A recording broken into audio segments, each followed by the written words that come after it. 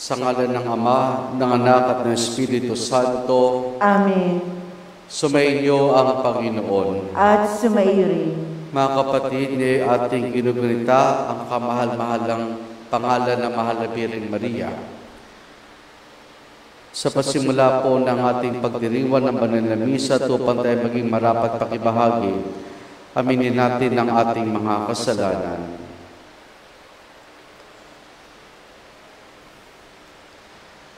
Inaamin ko sa makapangyarihang Diyos at sa inyo, mga kapatid, na lubhang nagkasala sa isip, sa salita at sa gawa, at sa aking pagkukulang. Kaya sinasamo ko sa Mahal na Birheng Maria, sa lahat ng mga anghel at mga banal, at sa inyo, mga kapatid, na ako'y panalangin sa Panginoong ating Diyos. Kawan tayo ng makapangyarihang Diyos, patawarin tayo sa ating mga kasalanan, at patnubayan tayong Diyos sa buhay na walang hanggan. Amen. Amen.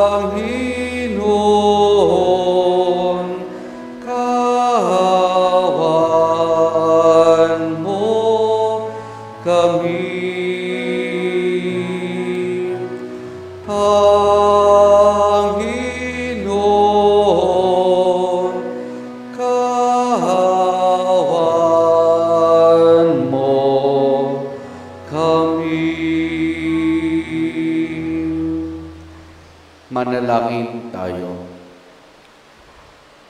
Ama naming makapangyarihan, ipagkulob mo kami magkamit kailanman ng kalusugan at kagalingan sa aming katawan at kalooban, pakundangan sa pagdalangin ng laging Birheng si Santa Maria Mahal, kami naway mahako sa hapis sa kasalukuyan at makinabang sa kaluhatiang walang katapusan sa pamamagitan ni Jesus kasama ng Espiritu Santo magpa sa walang hanggan. Amen.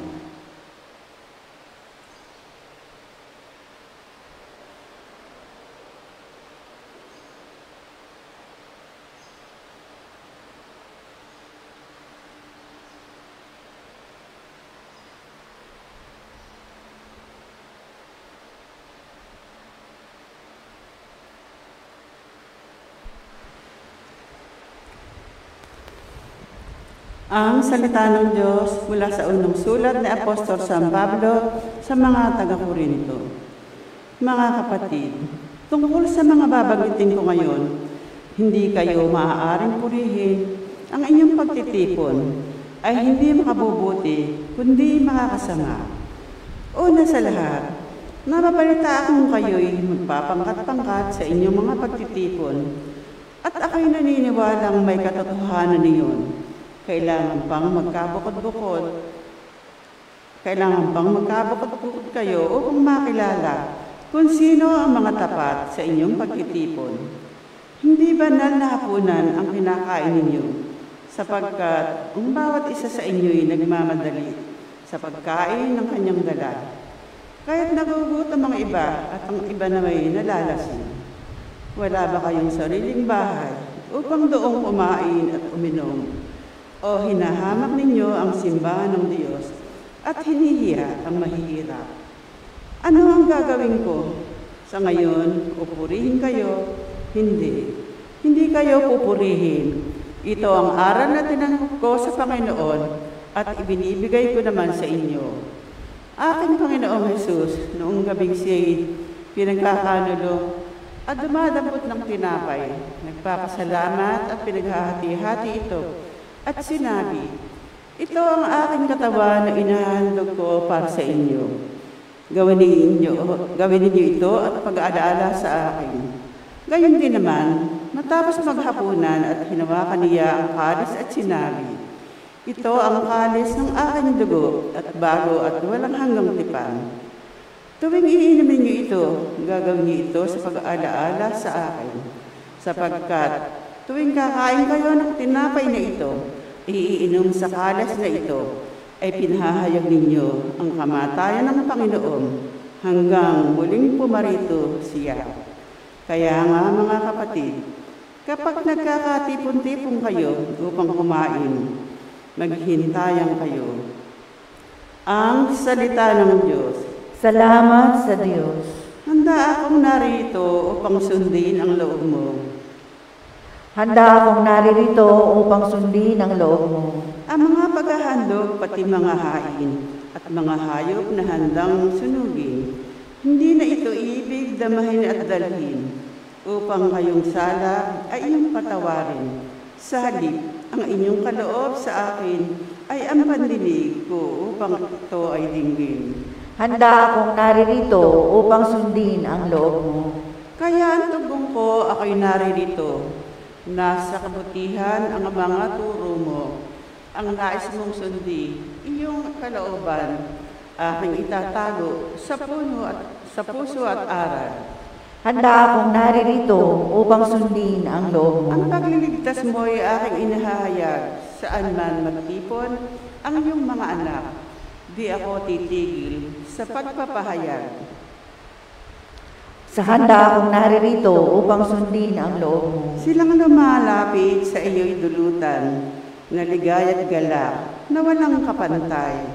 Bayaang sabihin, ang buong ko ay dakila, nangaghahangad, maligtas, nakusa.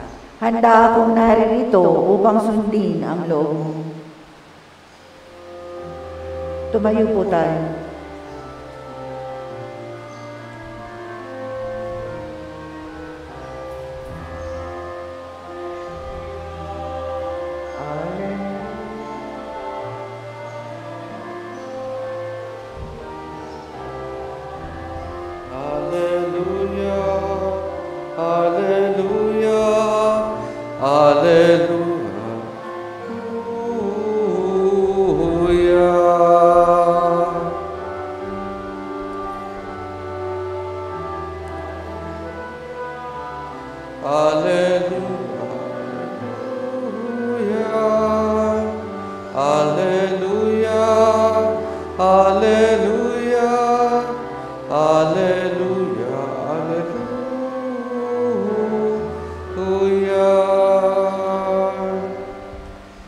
Sumainyo ang Panginoon. At sumayo rin. Ang mabuting balita ng Panginoon ayon kay San Lucas. Papuri sa iyo, Panginoon. Noong panahong iyon, nang maituro ni Jesus sa mga taong kanyang aral, siya'y pumasok sa Capernaum. Doon may isang kapitang Romano na may aliping mahal sa kanya. May sakit ang aliping ito at nasa bingit ng kamatayan. Nang mabalitaan ng kapitan ang ginagawa ni Jesus, nagpasugo siya ng ilang matatanda sa maudyo upang ipakiusap kay Jesus na puntahan at pagalingin ang alipin. Nang makita nila si Jesus, tayong silang nakiusap sa kanya, siya'y karapat-dapat na pagbigyan ninyo sapagkat mahal niya ang ating bansa, wika nila. Ipinagpatayo pa niya tayo ng isang sinagoga, kaya't sumama sa kanila si Jesus. Nang malapit na siya sa bahay, ipinasalubong siya ng kapitan sa kanyang mga kaibigan at ipinasabi ang ganito, Ginoo, huwag na po kayo magpakapagod. Hindi ako karapat-dapat na puntahan ninyo sa aking tahanan. Hindi rin po ako karapat-dapat tumarap sa inyo. Ngunit magsalita po lamang kayo at gagaling ang aking alipin. sapagkat ako'y isang taong nasa ilalim ng nakatatas sa pinuno at may nasasakupan din akong mga kawan. Kung sabihin ko sa isa, humayo ka, siya'y humahayo, at sa iba, halika, siya'y lumalapit, at sa aking alipin, gawin mo ito. Ito'y ginagawa niya. Namangha si Jesus na marinig ito, patubarang sa makapal na taong sumusunod sa kanya, sinabi niya, kahit sa Israel hindi ako nakakita ng ganitong kalaking pananalig. Pagbabalik sa bahay, narat na ng mga sinugo na magaling na ang alipin. Ang mabuting balita ng Panginoon. Pinupuri ka namin, Panginoong Jesucristo. Magandang umaga po sa ating lahat. Magandang umaga po namin. Ang bawat pagdiriwang ng banal na misa ay sinasabi nating foretaste of the eternal banquet. Yung bawat pagdiriwang natin ng misa ay patikim, parang ng kung ano yung naghihintay sa atin sa kalangitan kapag tayo ay tinipon ng Diyos, kapag si Jesus ay muli na nagbalik upang tayo ay tipunin. Kaya kung titignan natin mga kapatid, sa mga misa, tinitipon ang lahat ng tao. Ano man ang katayuan, ano man ang kanyang prinsipyo, ano man ang kanyang paniniwala sa buhay, lahat tayo tinitipon dito. Eka nga, dito na daw misa sa misa, makikita mo na, sabihin natin na may pagkakapantay-pantay. Kasi yung mga, sabihin natin yung mga nakatataas, nakakaangat sa kanilang pamumuhay, ay maaaring makasama yung mga nasa laylayan ng lipunan. Kumbaga dito ay sama-sama tayo. Hindi bilang magkakaiba sa katatayuan sa buhay, kundi sama-sama tayo dito dahil isang pananampalataya ang ating ipinapahayag. Merong pagkakaisa at pinag-iisa tayo ng ating pananampalataya. Pero hindi ito nangyayari sa Kristiyanong pamayanan sa Korinto.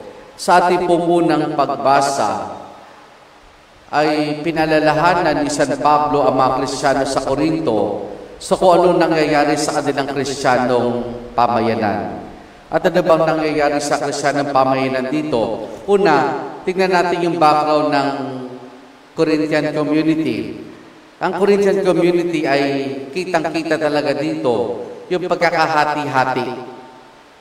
Yung malaya at alipin, yung mayaman at yung mga mahirap. Talaga makikita mo yung pagkakahati-hati ng Kristiyan, ng pamayanan ng mga tao sa Corinto. Kaya ano nangyayari sa kanila sa bawat pagdiriwang ng Eucharistia. Pero sila tinatawag na parang potluck. Pinagdadala sila ng kanya-kanyang pagkain.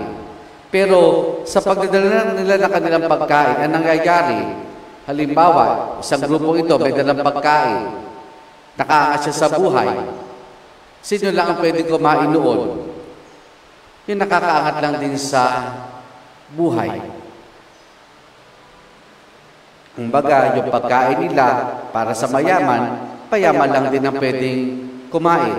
Yung mga mahirap, ganoon din ang nangyayari. At yung mga middle class, ganoon din ang nangyayari. Kaya doon ang nangyayari po ay tumataas, kumbaga, nangingibabaw yung pagiging elitista ng ibang mga taga-Korinto. Pero sila'y pinalalahanan ng Panginoon tungkol sa katotohanan na hindi ba isang katawan lang ang inyong pinagsasaluhan? Hindi ba isang kalis lang ang inyong iniinuman? Bakit kayo ngayon nagkakabahabahagi? Bakit kayo ganyan ang nangyayari sa inyong Kristiyanong pamayanan? Kumbaga, sa misa, sabi nga ni San Pablo, isang Kristo ang tinanggap natin. Pero bakit nagkakabahabahagi ang inyong pamayanan? Bakit nagkakabahabahagi ang inyong pamayanan? Marimisan, makikita natin dito sa simbahan, pero hopefully ay hindi talaga nito ang mangibabaw sa atin na kapag yung pagkakabahabahagi. Bagamat dito naman, grupo-grupo tayo, depende siguro sa hilig, sa mga magkakabarkada, sa ministeryo. Pero mahalaga dito, mga kapatid, ay patuloy na mangibabaw yung katotohanan na kapag tayo tinipon ng Panginoon sa banal na misa, kapag tayo ay nakibahagi sa banal na misa, tayong lahat ay isang pamayanan. Tayong lahat ay isang parokya. Tayong lahat ay isang katawan ng ating Panginoong patuloy niyang tinitipon, patuloy niyang pinababanal. At kung sakali mang nagkakaroon tayo ng ganun kaunti, kinakailangan natin ng paghilom. Kinakailangan natin ng kagalingan. Katulad na ipinahayag sa Ebanghelyo, si Jesus ang pinagmumulan ng kagalingan. Kung paano niya pinagaling ang alipin ng isang kapitang Romano, kaya hindi siguro, hindi lang physical healing ang kinakailangan natin, kundi kinakailangan natin ng kagalingan kung sakali mang sa ating Kristiyanong pamayanan, sa ating parokya, ay maaring magkaroon ng pagkakabaha-bahagi. At yun ang dapat na maiwasan ng bawat isa sa atin. Kasi sa tuwing tayo nagkukomunyon, isang katawan, isang dugo ang ating tinatanggap. Kaya din walang iba, kundi ang ating Panginoong Jesucristo na pinagbubukalan ng pagkakaisa ng bawat isa sa atin. Amen.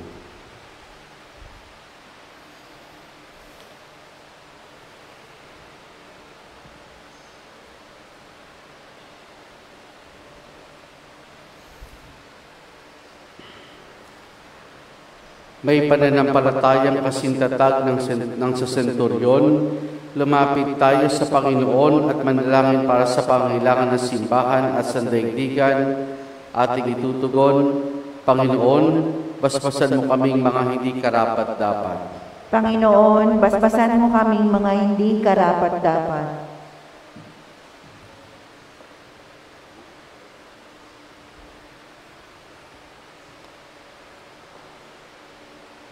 Ang simbahan, naway hindi ituring ng sinuman, saan man bilang banyaga o waring hindi kasapi. Manalangin tayo sa Panginoon. Panginoon, basbasan mo kaming mga hindi karapat-dapat. Yaong mga namumuno sa ating buhay, sibil, naway ituring ng bawat tao ng may katarungan at pagkapantay-pantay. Manalangin tayo sa Panginoon. Panginoon, basbasan mo kaming mga hindi karapat-dapat. Ang mga taong kakaiba sa atin sa paniniwala, lahi o pinaglakhan, naway matutuhan nating unawain at tanggapin. Manalangin tayo sa Panginoon. Panginoon, basbasan mo kaming mga hindi karapat-dapat. Ang mga matatanda, mga nalulumbay, at mga may sakit, naway tumanggap ng kasiyahan ng pag-ibig ng Diyos sa kanilang paghihirap. Manalangin tayo sa Panginoon. Panginoon, basbasan mo kaming mga hindi karapat-dapat. Ang ating mga yumaong kapatid, naway tanggapin sa kaharian ng buhay na walang hanggan. Manalangin tayo sa Panginoon. Panginoon, basbasan mo kaming mga hindi karapat-dapat. Ating idulog sa Diyos sa nating intensyon at panalangin. Ama ng lahat ng tao, tinanggap ng iyong anak ang pananampalataya ng senturyon na lumapit sa kanya na may pagtitiwala at pagpapakumbaba. Ipakita mo sa amin iyong kagandang loob, kayong nananalangin kami sa iyong pamamagitan ni Kristo na aming Panginoon. Amen.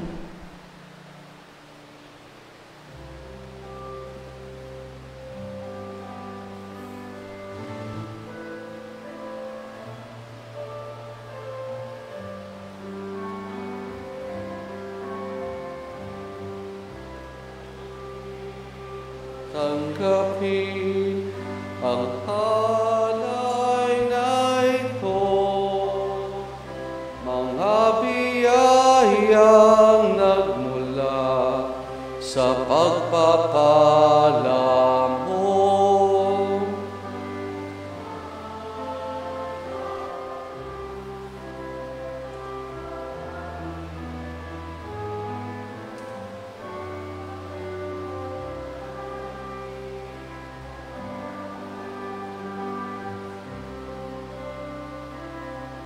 Manalangin kay mga kapatid upang ang paghain natin ay kalugdan ng Diyos amang makapangyarihan.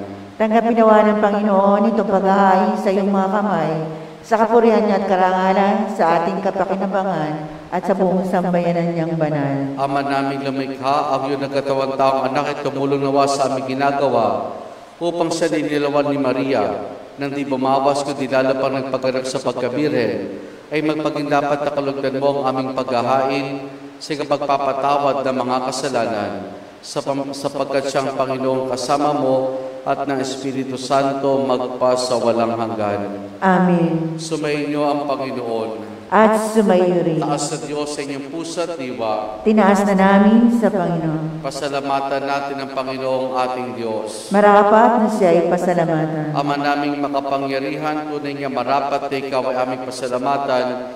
Ngayong aming ginugunita ang kamahal-mahalang at matamis sa pangalan ng mahal na Birheng Maria. Bukod mong pinagpala sa babaeng lahat ang mahal na Birheng totoong mapalad, na yung pinili maging ina ng iyong anak, noong sugo mo siya bilang aming Mesiyas. Sa kapangyarihan ng Espiritong Banal, ang Birheng Maria naging inang tunay na iyong anak na kanya sinilang bilang liwanag nito sa libutan.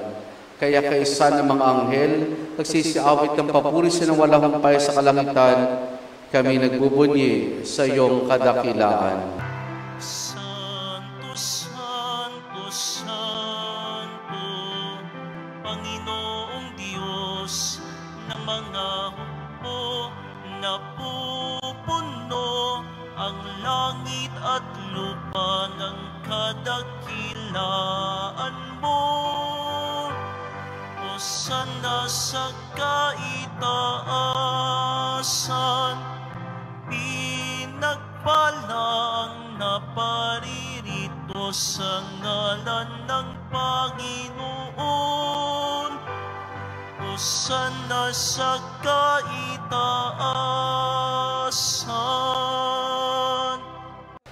Ama naming banal, ikaw ang bukal ng tanang kabanalan.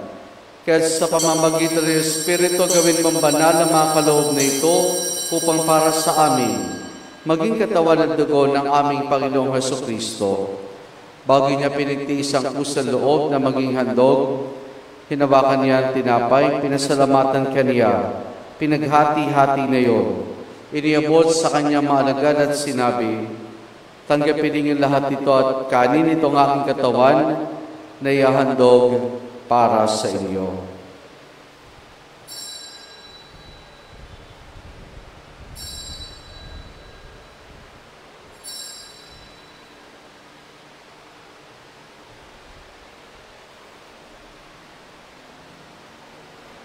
Kaya hindi naman na matapos ang hapunan, hinawakan niya ang kalis. Muli kanyang pinasalamatan. Iniabot niyang kalis sa kanyang maalagad at sinabi, tanggapin ninyo lahat ito at inumin itong kalis ng aking dugo, ng bago't wala hanggang tipan. Ang aking dugo na ibubuhos para sa inyo para sa lahat sa kapagpapatawad ng mga kasalanan. Gawin ninyo ito sa pag-alaala sa akin.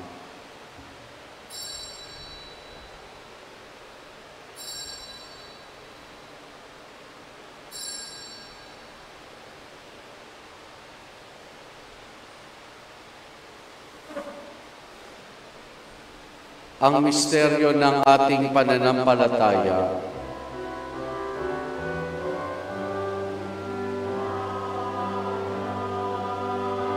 Na namatay ang iyong anak,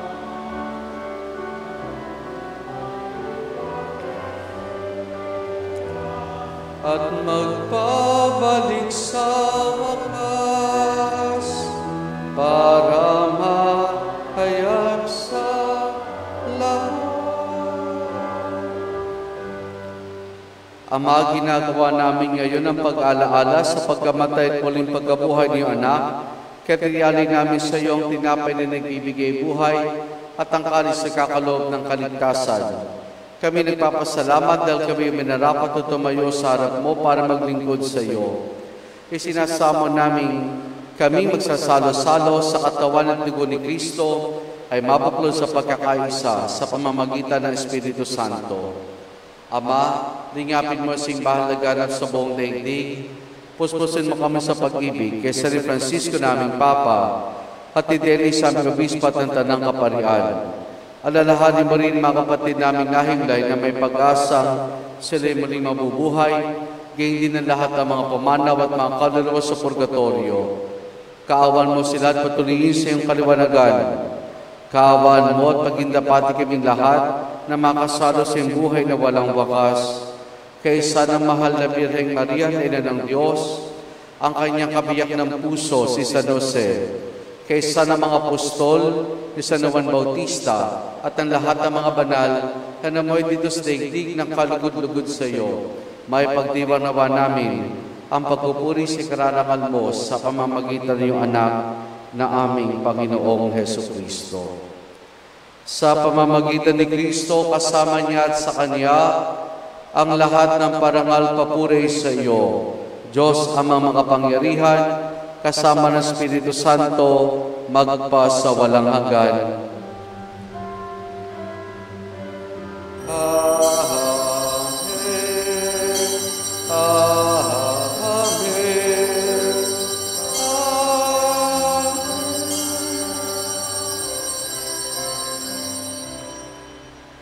Sa tagubilin man ang kagagaling na utos sa turo ni Jesus na Panginoon natin na Diyos, ipahayag po natin ng lakas loob.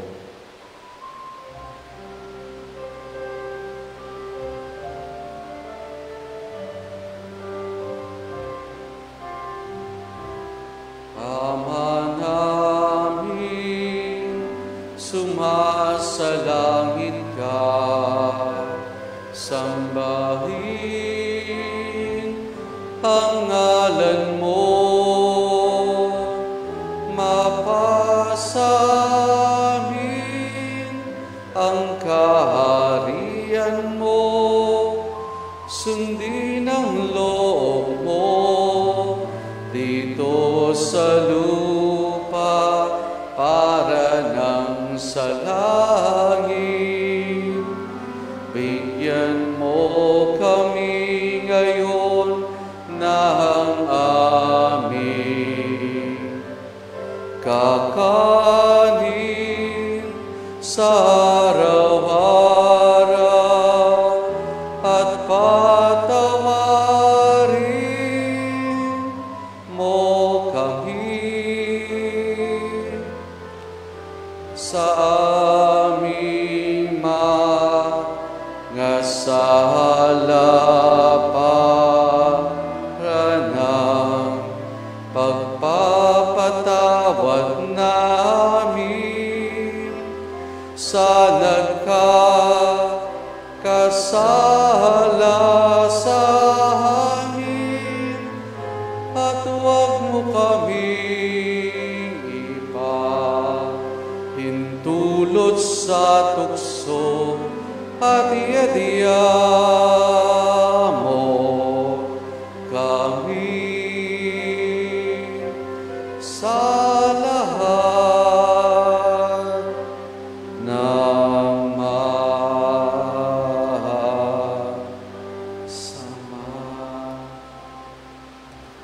Hinihiling namin kay Maria sa lahat ng masama, pagkalooban ng kapayapaan, araw-araw iligtas sa kasalanan, at ilayo sa lahat ng kapahamakan, samantalang aming masayang pinananabigan ang dakilang araw ng pagpapahayag ng tagapagligtas naming si Jesucristo.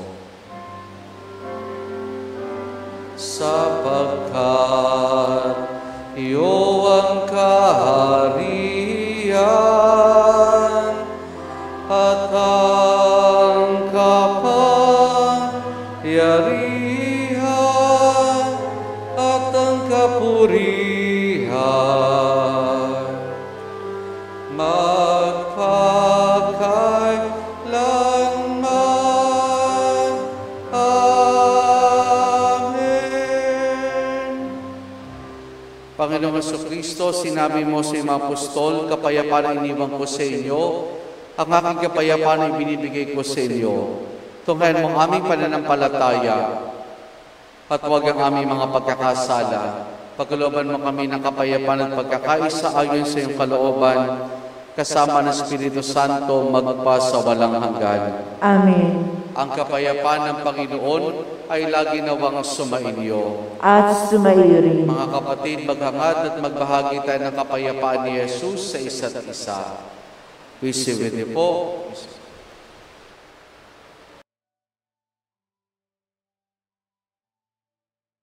Kordero ng Diyos na nag-aalis ng mga kasalanan ng sanlibutan, maawa ka sa amin. Kordero ng Diyos na nag-aalis ng mga kasalanan ng sanlibutan, maawa ka sa amin.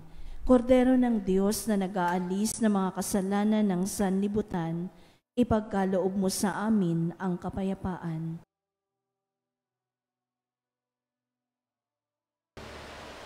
Narito si Jesus, ang Kordero ng Diyos. Siya nag-aalis sa mga kasalanan ng sanlibutan. Mapalad ang mga inaanihan niya makiisa sa kanyang banal na piging. Panginoon, hindi ako karapat-dapat na magpatuloy sa iyo, ngunit sa isang salita mo lamang ay gagaling na ako.